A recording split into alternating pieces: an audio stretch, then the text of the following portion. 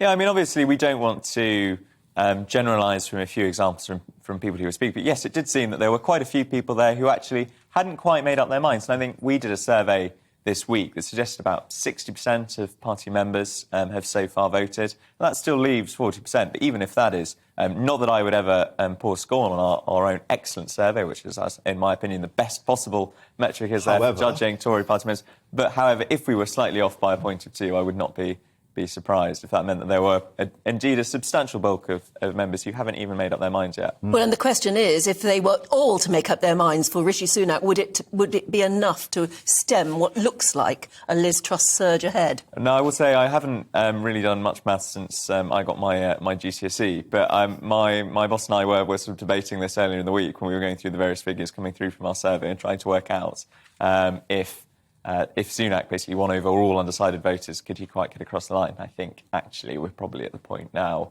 where, unless there has been a huge sort of polling error from us, from YouGov, from all the other organisations, I think Liz Truss is probably across the line. Got the critical mass, yeah. And what about Michael Gove's announcement now? Not only that he's stepping back from frontline politics, but that he's going for Rishi Sunak, and, as he's put the knife into Liz Truss, taking a holiday from reality with her tax plans.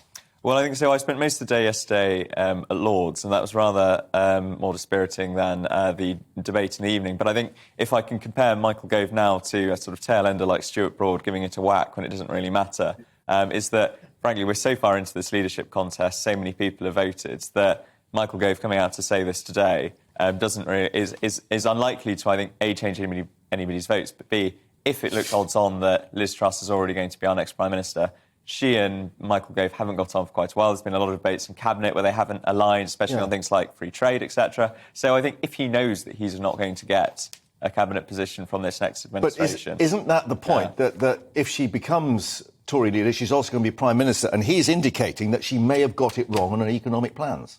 Yes. I mean, I've been quite critical of our economic plans. You know, I wrote an article relatively recently saying Trussonomics is a bit pie in the sky, and I think it is. And I think, frankly, we saw this yesterday. Her primary focus is on going for growth, but I think the primary focus at the moment should be dealing with inflation and dealing with the coming crisis in people's energy bills.